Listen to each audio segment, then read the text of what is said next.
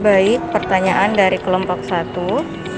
Pertama, bagaimana pandangan hukum perkawinan terhadap adanya pernikahan sementara atau kontrak, dan bagaimana akibat hukum dari pernikahan yang hanya dilaksanakan menurut agama tetapi tidak dicatatkan di kantor catatan sipil. Baik, untuk pertanyaan pertama, pandangan hukum perkawinan terhadap pernikahan sementara atau kontrak, yaitu dalam perspektif hukum Islam, perjanjian perkawinan dijelaskan dalam Quran Surah An-Nisa ayat 4, di mana kawin kontrak dalam Islam dikenal juga dengan istilah nikah mut'ah, yang berarti perkawinan untuk waktu tertentu, atau munqati, yang berarti perkawinan yang terputus, di mana nikah mut'ah pada awalnya pernah diperbolehkan oleh Rasulullah SAW pada saat pasukan perang dari kaum muslimin berperang di wilayah yang berada jauh dari istri dan keluarganya. Namun kemudian Rasulullah melarang dan mengharamkannya sampai kiamat, sebab turunnya firman Allah Subhanahu wa taala yang berbunyi, walladzina hum li furujihim hafizun illa ala azwajihim aw ma malakat aymanuhum fa innahum ghairu malumin, yang artinya mereka orang-orang yang beruntung adalah orang-orang yang menjaga kemaluan mereka kecuali kepada pasangan atau hamba sahaya yang mereka miliki, maka sesungguhnya mereka tidak tercela. Quran Surah Al-Mu'minun ayat 5-6.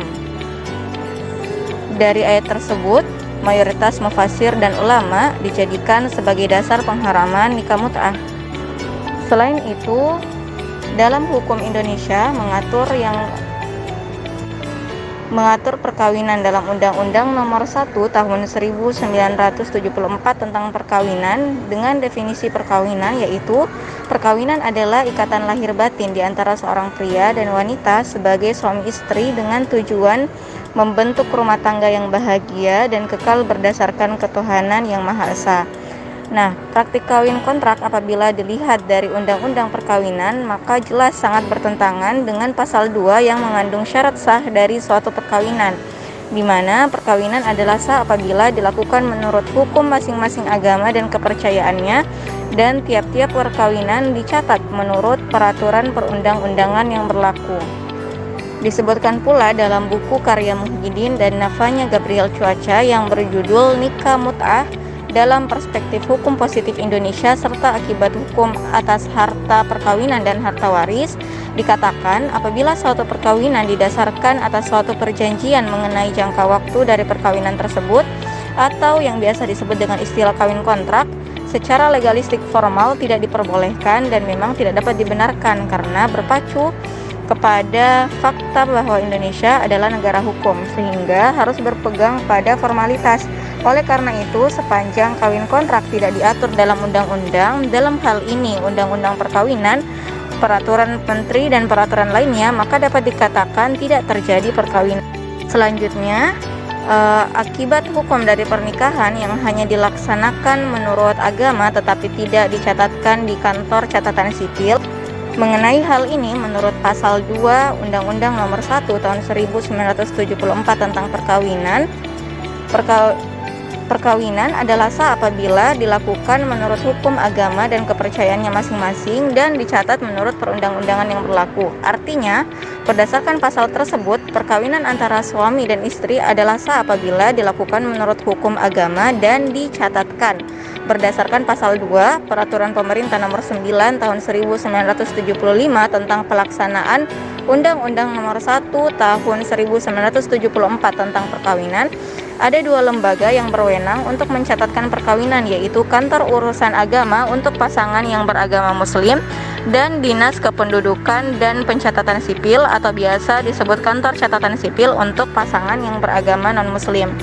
Perkawinan yang dilakukan di tempat ibadah dihukumi sah secara agama, namun karena tidak adanya pencatatan, perkawinan tersebut dianggap tidak pernah ada oleh hukum Indonesia. Artinya, berdasarkan hukum Indonesia, pasangan suami istri ini masih dalam status lajang atau belum menikah. Kemudian apabila pasangan suami istri ini tetap tidak mencatatkan pernikahannya di pencatatan sipil dan pada akhirnya memiliki anak, maka status anak yang lahir dari pernikahan tersebut berstatus sebagai anak di luar nikah.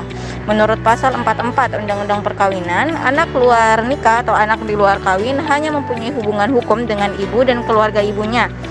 Dan akibat yang timbul dari status anak di luar nikah adalah di mana akta kelahiran dari anak di luar nikah atau di luar kawin hanya akan mencatat nama ibu saja sebagai orang tua sah tanpa nama ayah, karena akta kelahiran anak luar kawin hanya mencatat nama ibu saja. Anak luar kawin tidak berhak mewarisi dari ayahnya dan hanya akan mewarisi dari ibunya sesuai dengan bagian waris anak luar kawin yang ditentukan oleh undang-undang.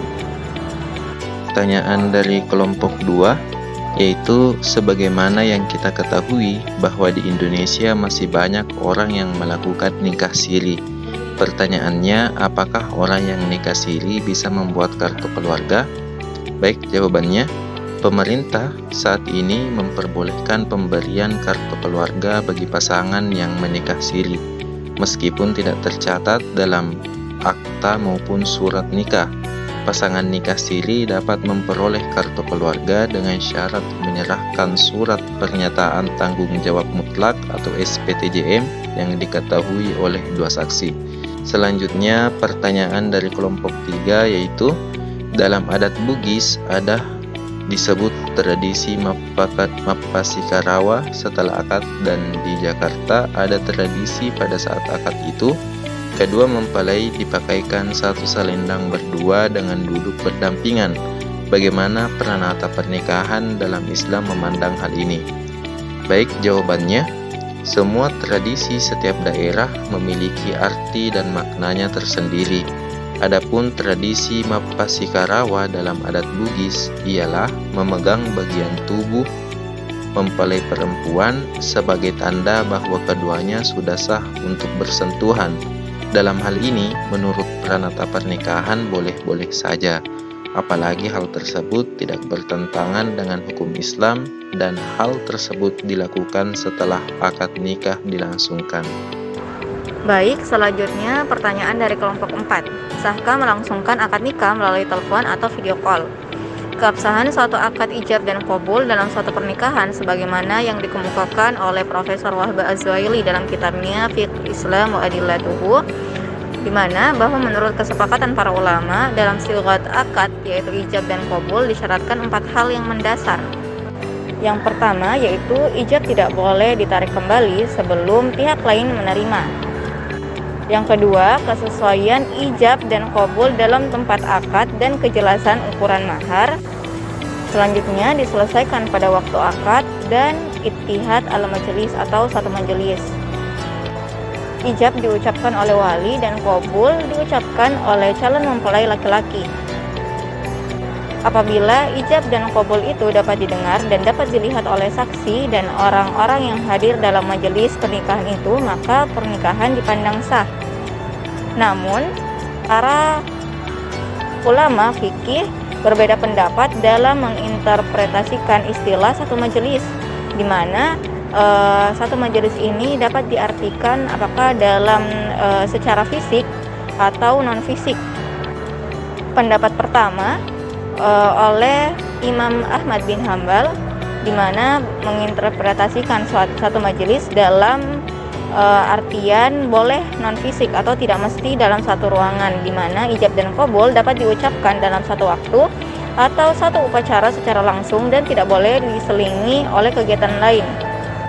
Dan pendapat Imam Hambal juga mengatakan bahwa satu majelis ini bisa dalam bentuk non fisik dan dianggap sah asal diberi pengeras suara, karena mendengar ijab merupakan satu keharusan dan dianggap sah kalau syarat dan rukunnya ada yang tidak terpenuhi.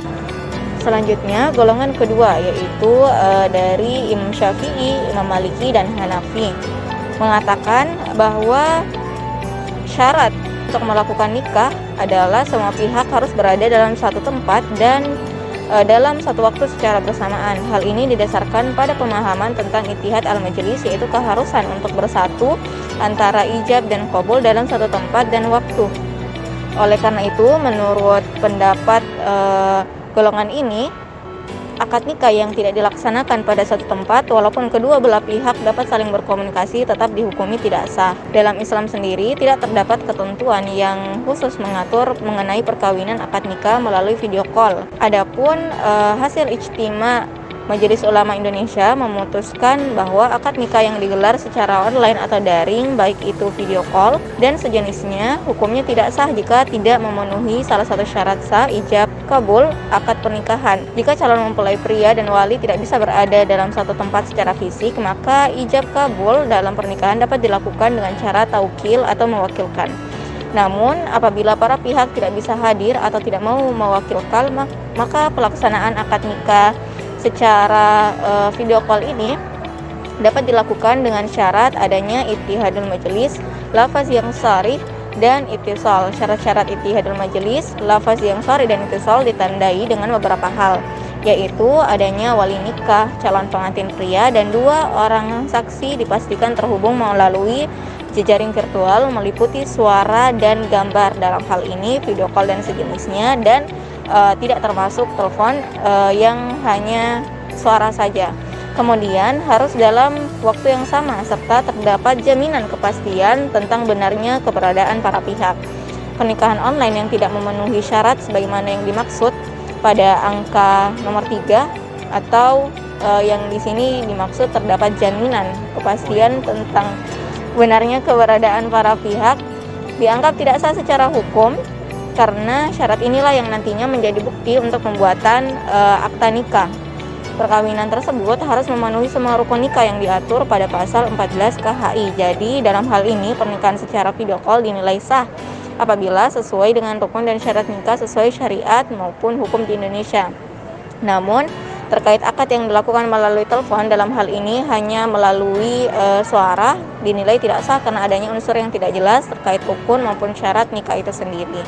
Terkait dari pertanyaan kelompok 5, ada pun yang dapat disimpulkan dari pemakalah bahwasanya menyikapi terkait tradisi uang panai atau duit menre atau yang biasa kita kenal dengan duit menre, sebelumnya perlu kita telaah bahwasanya dalam perkawinan adat Bugis ini kan sebagai bentuk salah satu prasyarat.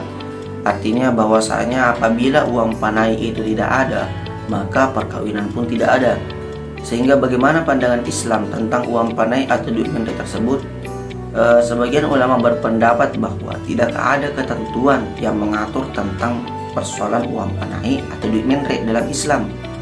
Akan tetapi hukumnya yaitu mubah, yang artinya boleh dilaksanakan karena tidak adanya dalil yang melarang. Jadi dikembalikan pada tradisi setempat, dan dalam proses pelaksanaannya tidak ada unsur paksaan. Jadi tergantung kesanggupan dan kemampuan. Yang penting dalam masyarakat Bugis sendiri, yang dimana makna dan nilai tradisi tersebut yakni menjunjung tinggi atau memberikan prestis atau kehormatan bagi pihak keluarga perempuan jika jumlah uang panai atau duit menre yang dipatok mampu dipenuhi oleh calon mempelai laki-laki. Jadi kesimpulan dasarnya bahwasanya makna atau esensi dasar dari duit menre atau uang panai itu adalah sebagai bentuk kehormatan. Kehormatan yang dimaksud di sini adalah rasa penghargaan yang kemudian diberikan oleh pihak calon mempelai laki-laki kepada pihak perempuan yang akan dinikahinya. Kemudian untuk pertanyaan kelompok 7, ada pun yang dapat disimpulkan dari pemakalah bahwasanya di era modern ini tak jarang persoalan wali kadang menjadi hambatan bagi seorang perempuan yang hendak menikah dengan calon pendamping pilihannya. Pernikahan tersebut menjadi tidak sah atau batil menurut 3 imam ahli fuqaha. Nah, sedangkan menurut aturan yang berlaku di Indonesia, perwalian ada 2 macam, yaitu wali nasab dan wali hakim. Nah, yang pertama itu wali nasab. Wali nasab ialah wali yang diambil dari silsilah keluarganya. Nah, kemudian berikut diantaranya yakni ayahnya, kakeknya, saudara kandung laki-laki seayah dan seibu, saudara laki-laki seayah, anak laki-laki dari saudara kandung laki-laki, anak laki-laki dari saudara seayah laki-laki, paman kandung, paman seayah, anak laki-laki dari paman kandung, anak laki-laki dari paman satu ayah. Nah itu dalam silsilah keluarga untuk wali nasab. Nah yang kemudian yang kedua ada yang dinamakan wali hakim. Wali hakim ialah orang yang ditunjuk oleh Menteri Agama untuk menjadi wali pernikahan seseorang. Nah itulah kenapa kemudian sehingga kebanyakan imam ahli fiqh berpendapat adanya wali nikah dari pihak perempuan adalah keharusan dan menjadi syarat sah pernikahan.